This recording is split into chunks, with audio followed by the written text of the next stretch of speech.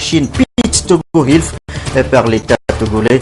Les deux parties ont signé l'accord de partenariat ce matin. C'est un engagement en faveur des couches les plus vulnérables. La circulation est maintenant beaucoup plus fluide pour les personnes et les biens entre Mogou et Gando dans l'Oti. Un pont métallique relie désormais les deux localités à 35 km de Mango.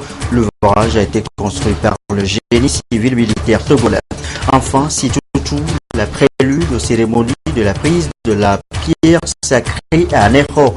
Ça a commencé ce matin à Fantékomé, une cérémonie de purification qui lave le peuple gant de ses péchés, le réconcilie avec ses dieux et lui-même. Voilà, madame, monsieur, le sommaire, bienvenue. Et voici le journal. Bonsoir à tous. La présidence de la République, tout d'abord, avec l'entrevue ce matin entre le chef de l'État et une délégation de femmes parlementaires égyptiennes. La coopération bilatérale entre les parlements togolais et égyptiens, le leadership féminin ont été les sujets évoqués au cours de cette audience. Des précisions avec Dr Mariam Azer sur des propos recueillis par Adolphe Diouf. J'ai l'honneur d'être ici en Togo pour le Forum des femmes. Nous avons discuté des sujets qui sont divers et qui étaient très intéressants. Et nous avons eu l'honneur aujourd'hui de visiter le président de la République. On a parlé de beaucoup de sujets, de collaboration et de futur de relations mutuelles entre l'Égypte et Togo. Nous avons emporté les salutations du président du Parlement égyptien au président de Togo. Et ils se sont rencontrés au Caire. Et nous pensons que l'Afrique doit penser à l'Afrique et l'Égypte et Togo ont beaucoup à faire comme relations et échanges d'expériences mutuelles dans des domaines divers. Nous espérons pour demain que ça soit meilleur, que ça soit plein de prospérité et de paix pour Togo. Et voilà, je précise que ces femmes parlementaires égyptiennes ont pris part à Lomé au forum sur le leadership féminin à Lomé. Les travaux ont pris fin ce vendredi. On en parle dans un instant. La coopération, sujet de discussion également du côté de la primature. Le chef du gouvernement a lui échangé avec le représentant résident de l'UNFPA au Togo. Une première rencontre entre commissaire Lomklassou et Saturnin Epi. Le diplomate onusien s'est confié à la presse au sortir de cette audience. L'audience que j'ai sollicitée et gracieusement obtenue de la part du Premier ministre était une prise de contact formelle depuis que je suis en fonction dans le pays. Et ensuite, j'ai donc saisi l'occasion de cette audience pour faire un tour d'horizon de la coopération que le Fonds des Nations Unies pour la population a avec le gouvernement togolais. Il s'agit de quoi? Il s'agit des programmes de lutte contre la mortalité maternelle que le Fonds des Nations Unies pour la population appuie au Togo. Et ça passe par la mise à disposition des différents centres de santé, des maternités, de médicaments, de équipements médicaux divers, que ce soit le lit d'accouchement, des autographes, des échographes, des autoclaves et un certain nombre de matériel technique médical. Nous le faisons en appui au programme du gouvernement togolais. Donc il était bon que je m'entretienne là-dessus avec le Premier ministre, étant entendu que pour cette année seulement, le NFPA a mis à la disposition de ces différentes structures un matériel d'une somme de 260 millions de francs CFA. J'ai aussi saisi cette occasion pour faire un état de lieu de ce que ces matériels mis à disposition sont arrivés à bon port dans les différentes structures, étant entendu que Je suis en train de boucler une tournée dans la région maritime. Donc, il fallait que je m'entretienne avec le Premier ministre sur les réalités du terrain, vu les programmes que l'UNFPA appuie. Il y a un autre aspect qui est ressorti dans nos entretiens avec Monsieur le Premier ministre, et il s'agit de la question des grossesses des adolescentes, des grossesses précoces. C'est un phénomène dont le gouvernement est saisi. C'est un phénomène contre lequel il va falloir redoubler d'efforts entre les partenaires que nous sommes, le gouvernement, pour que la sensibilisation continue d'être faite. Et Saturnin Pi, le représentant résident de l'UNFPA, au micro de Christine Pétcheki-Loudet. Nous vous l'annoncions tout à l'heure en titre, c'est donc acté le partenariat entre le Togo et l'ONG Action Peace Togo Hilf. Les deux parties ont signé l'accord de reconnaissance officielle. C'est un engagement en faveur des couches vulnérables. Sonia Ménico, Medina Salami.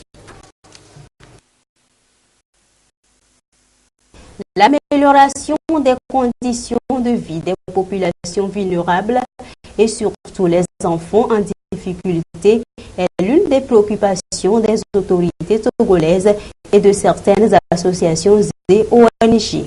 En témoigne ici cet accord entre le gouvernement et l'ONG Action Peace Togo Hilf. C'est un partenariat qui va faciliter l'accès à cette ONG sur le terrain afin de lui permettre de bien mener ses actions au profit des couches défavorisées. Cet accord va donc donner à cette organisation beaucoup de possibilités de mobiliser des fonds qui jusqu'à présent étaient consacrés par exemple au dédouanement des affaires de l'aide humanitaire qui venaient dans les conteneurs, pour augmenter ça dans ses activités en faveur de la souche la plus vulnérable, que sont les enfants déshérités, des enfants démunis. Cet accord donne ainsi une reconnaissance officielle à l'association dans son engagement au service des démunis et marque le point de départ d'une meilleure collaboration avec le gouvernement togolais. Puis les rapports d'activité que l'ONG a produits. Donc nous avions estimé qu'il faut l'accompagner. Quand le gouvernement signe des accords avec les organisations là, c'est pour les accompagner. Nous allons suivre pas à pas l'organisation dans la conduite de ces activités sur le terrain. Et il faut que ces activités-là s'inscrivent dans les priorités du gouvernement togolais. L'ONG Action Peace Togo Hilf est présente depuis plus de 20 ans au Togo.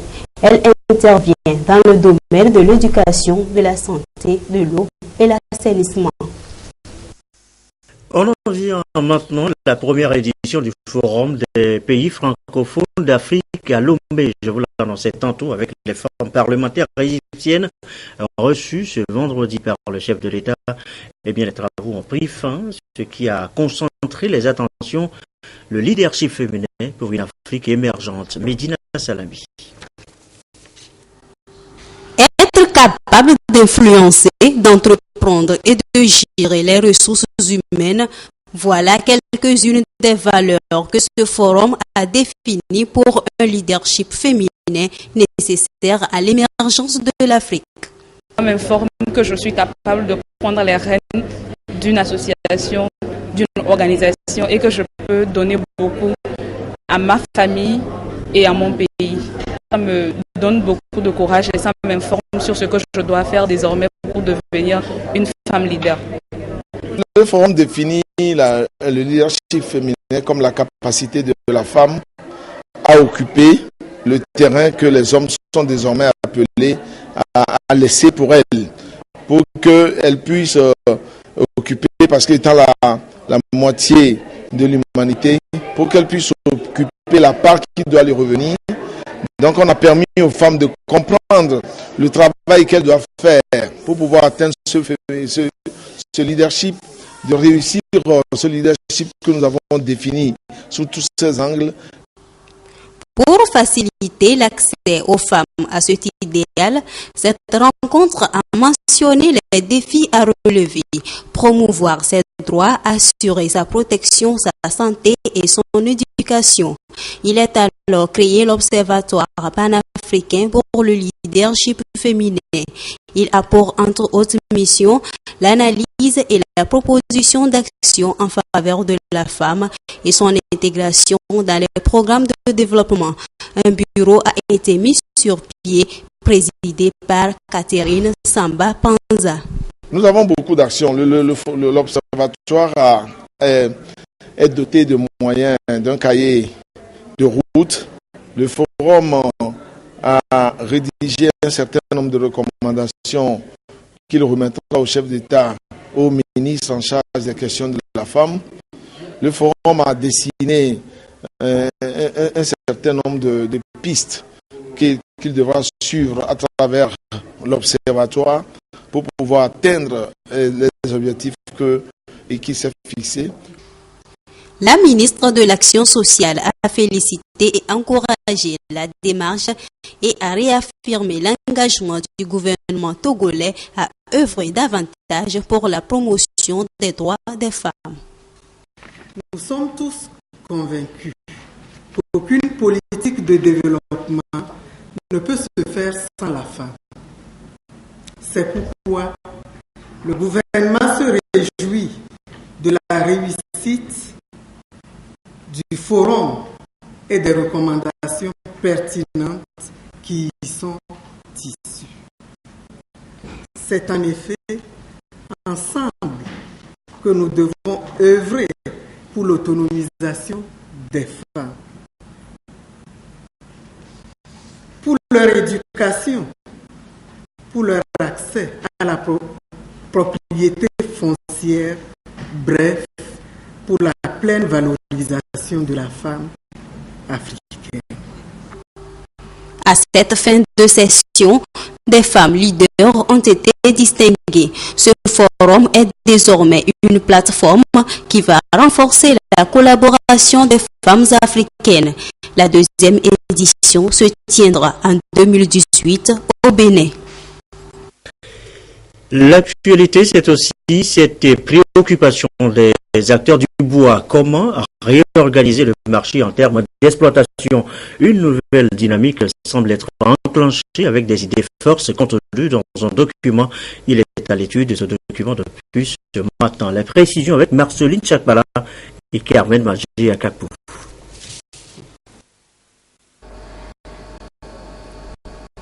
Le commerce du bois d'œuvre est un secteur qui prend de plus en plus de l'ampleur au Togo. Sans être un grand pays forestier, le Togo exporte à 41,80 tonnes de bois par an. Cette activité, malheureusement, reste informelle et ne participe pas à la croissance économique.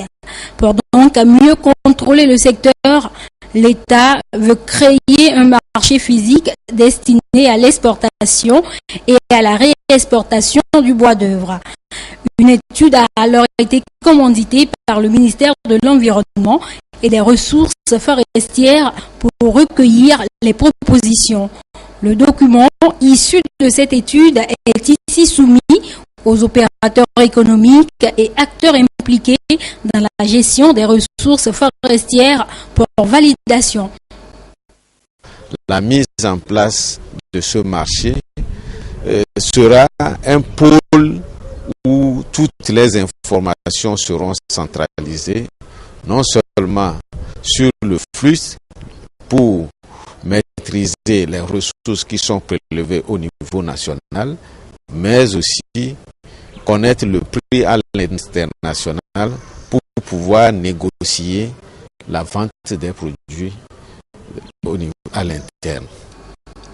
Le couvert forestier productif total du Togo est actuellement estimé à environ 386 000 hectares, soit 68% de la superficie nationale. La réorganisation de la filière permettra, selon les experts, de préserver les ressources forestières. Le bois n'est qu'une infime partie de ce que la forêt nous donne. La lutte contre les changements climatiques, aujourd'hui, nous avons besoin de la forêt. Et donc, l'État a le droit de réglementer le peu que nous avons. Et pour réglementer le secteur qui nuit à cette forêt, qui est le commerce du bois, on doit réglementer ce secteur pour que la forêt puisse continuer à jouer ces différents rôles pour notre pays.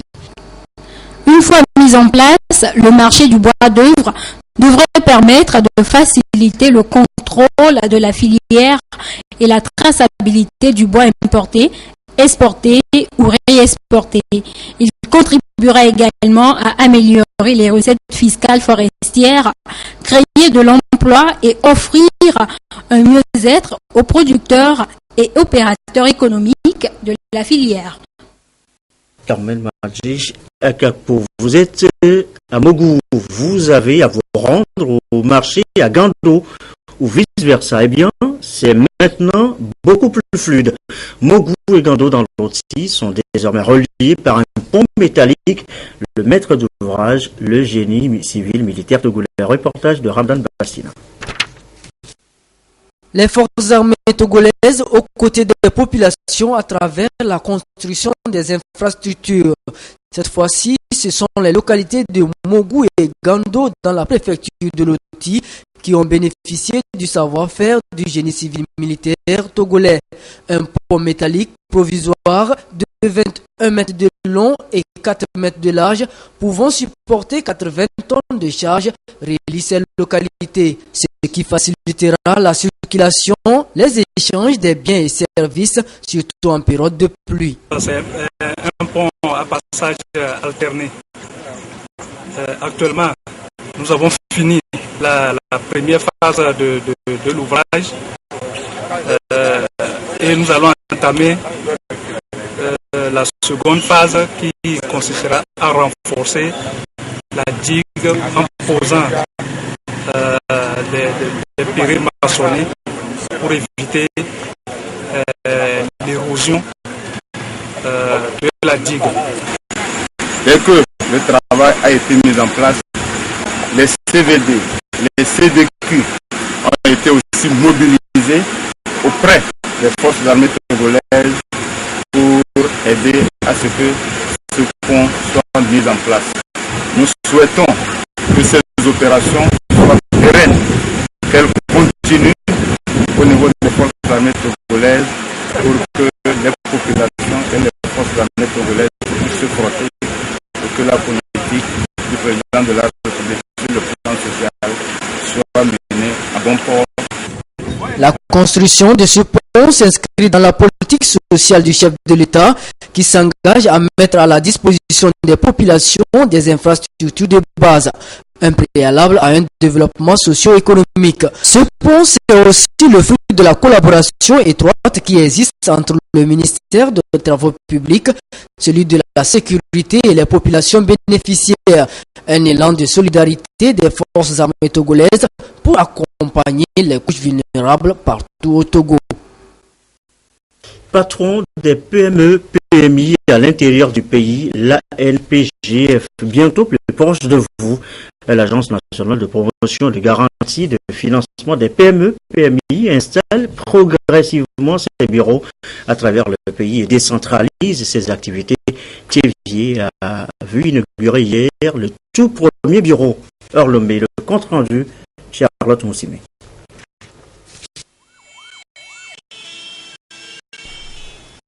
C'est cette caravane à travers la ville qui donne le ton à l'événement. L'ANPGF, Agence nationale de promotion et de garantie de financement des PME-PMI, ouvre son bureau local à Thiévier dans la préfecture de Zio. Avec cette représentation, elle pourra mieux accompagner les entrepreneurs locaux. L'ANPGF souhaite qu'ils prennent vraiment en charge le bureau de représentation qui vient d'être ouvert, qui se l'approprie, qui trouve ici un lieu d'écoute à leurs préoccupations pour qu'ensemble nous puissions porter haut le flambeau du développement que nos autorités ne cessent par divers moyens de mettre en œuvre pour que le pays puisse se prendre en charge. Le choix de la population de Cheviers n'est pas fortuit. En réalité, des enquêtes qui ont été menées sur tout le territoire national ont prouvé qu'il y a des atouts que nous avons dans cette région-là, notamment la présence des terres cultivables, les cultures irriguées avec le bassin des Zions. Nous savons que le Togo est essentiellement agricole. Ce bureau est logé dans les locaux de la délégation régionale de la Chambre de commerce et d'industrie du Togo. Un partenariat entre ces deux institutions engagées à promouvoir le secteur privé. Toute entreprise commence petitement et si elle est boostée, elle devient une grande entreprise et crée de l'emploi. Et pour cela, elle contribue au PIB de la nation. Nous sommes très conscients que la jeunesse a de l'initiative et qu'il faille les appuyer en vue de se prendre en charge. L'ANPGF a pour mission, entre autres, de former, d'appuyer, de conseiller et de renforcer les capacités techniques et managériales des dirigeants et du personnel des PME-PMI, tout en leur garantissant le financement sur l'ensemble du territoire national. Cette extension vient après celle de Kara en 2014. Les entrepreneurs locaux pourront jouir des mêmes services sans forcément effectuer le déplacement de Lomé. Le ministère de l'Économie et des Finances encourage l'initiative qui vise à porter haut le flambeau du secteur privé. Direction maintenant à Togo 2000. Le site de la foire accueille depuis ce matin le salon de l'immobilier, deuxième édition du Festimo.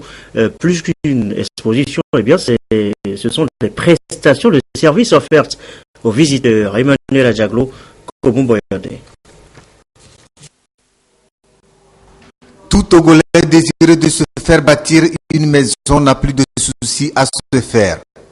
Architectes, maçons, menuisiers, carreleurs, bref, tous les professionnels de la chaîne immobilière sont disponibles pour répondre aux attentes de la population.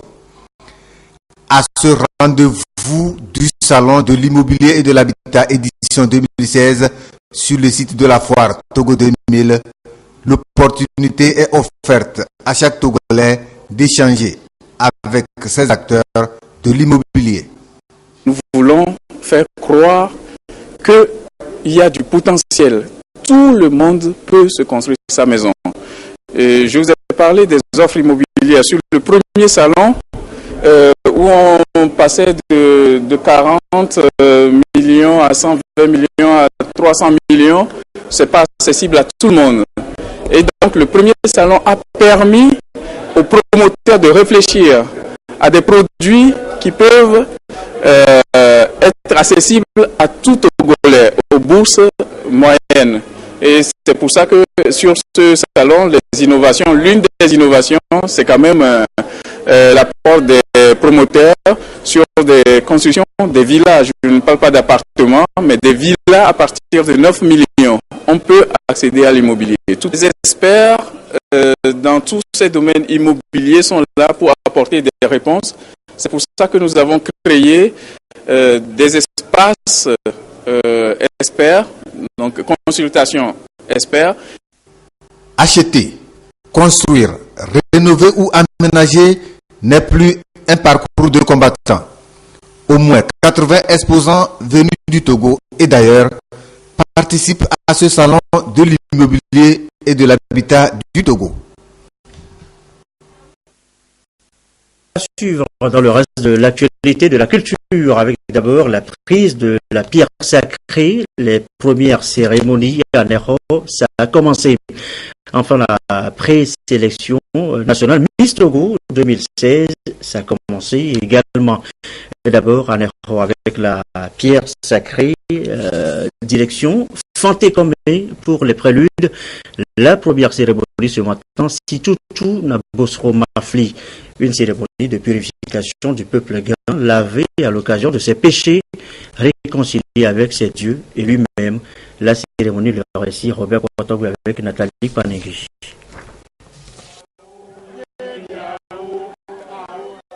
La préfecture de Lac dans la fièvre des préparatifs de la fête EPIP 2016. La cérémonie de Situtu Nabosro Mafli de Fantékomé ici à Niro, exécutée par les prêtres, prêtresses, adeptes et initiés vaudous, confirme la tenue de cette grande fête de retrouvailles du peuple gain. Un rituel à l'adresse des ancêtres pour la purification du peuple gain et la réconciliation des fils et filles des lacs. Cette purification a pour but de mettre la paix au sein de la population togolaise et le monde entier. À chaque année, dès qu'il y aura la fête de la pierre sacrée, tout au long de l'année, on parcourt. Il peut y avoir des petits conflits entre les fils du même père, du même maître, tout ça. Quand on fait cette purification, il n'y a plus de problème, tout doit aller de l'avant pour la prospérité, pour le peuple togolais et le monde entier. Tout est donc mis en œuvre pour la réussite de cette 354e édition de la prise de la pierre sacrée qui rappelle l'exode des Gains depuis le Ghana pour fonder le royaume de Glidi. L'effervescence est perceptible sur les lieux. Les différents adeptes des divinités Gains apprêtent leurs chants et danses pour donner un éclat particulier à cette édition. Rendez-vous le premier jeudi du mois de septembre à Glidi-Kodi pour la grande fête, celle de la prise de la pierre sacrée.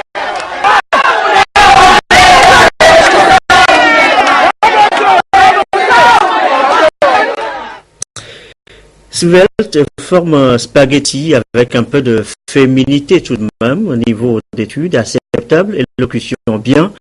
Elles sont 20 candidates à retenir l'attention du jury. Comité Miss Togo à être sélectionné pour le grand concours Miss Togo 2016. Retenez déjà le thème, l'environnement. On va regarder ensemble avec Dodo Arrêt et Esther Laclé.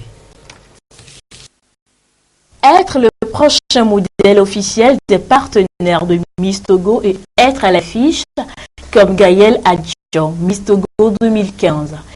C'est le rêve de chacune de ces 20 filles candidates à la phase finale de l'élection de la plus belle fille du Togo, édition 2016.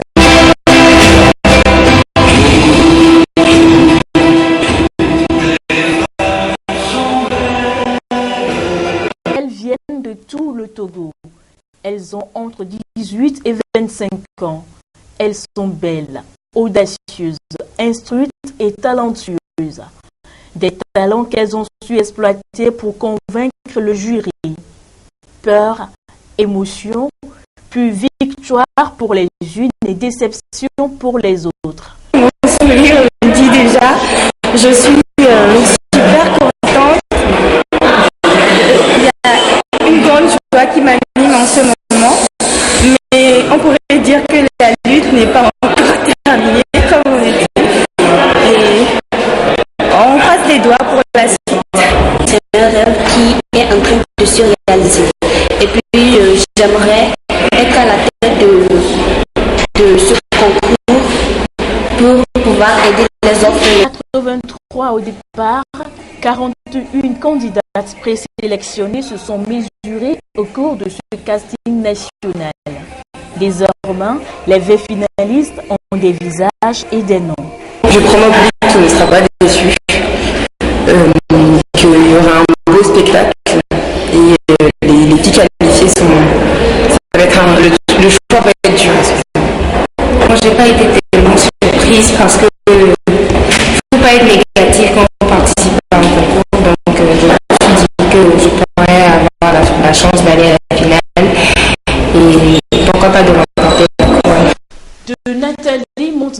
Thiers en 1995 à Gaël Atcho en 2015, passant par Edwige Badakou en 2004, l'élection Miss Togo a traversé le temps et l'histoire et cette 22e édition promet également des surprises avec pour toile de fond le thème de l'environnement. L'innovation principale, c'est la thématique de l'année.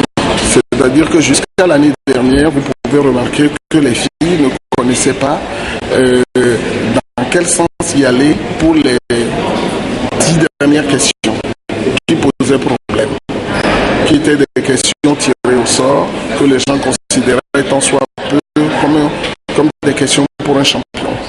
À partir de cette année, les filles connaîtraient la thématique de l'année. Ce sera l'environnement. Qui sera sacrée Miss Togo 2016 parmi cette crème de la beauté togolaise? Rendez-vous au soir du 27 août à Lomé pour découvrir la nouvelle reine de la beauté du 228. Et voilà, rendez-vous donc pris et bien noté. Ce communiqué du ministre de la Défense et des anciens combattants avant de clore cette édition. Le ministre de la Défense et des anciens combattants communique la deuxième vague des candidats retenus lors du dernier recrutement militaire de 2015 et dont les noms dont vous pourrez donc retrouver les noms dans le quotidien national de Togo Presse sont convoqués, ces candidats, au Centre national d'instruction des forces armées togolaises à Kara le 10 août 2016 à 6 heures, munis de leur pièce d'identité pour le début de la formation élémentaire, toutes armes FETA. La liste, je vous le disais, est publiée dans le quotidien national de Togo Presse et affichée dans les brigades de gendarmerie sur toute l'étendue du territoire national. Tout candidat qui ne se présentera dans les délais prescrits sera considéré comme démissionnaire. Autre communiqué dans le cadre de l'opération Togo Propre, instituée tous les premiers samedis du mois, le gouvernement rappelle à la population togolaise que celle-ci aura lieu le samedi demain, donc 6 août 2016, et l'invite à y participer massivement. Toutes les autorités locales, notamment les préfets, les présidents des délégations spéciales, les chefs cantons, les chefs de village et de quartier, ainsi que les syndicats, les comités de développement des villages et des quartiers, les associations de protection de l'environnement sont priés de prendre les dispositions nécessaires pour assurer l'effectivité de cette opération.